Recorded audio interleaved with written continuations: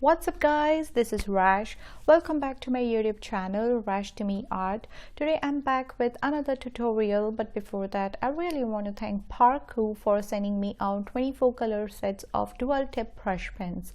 These brush pens are new in the market, available on Amazon, and the link of that you can find on my description box below.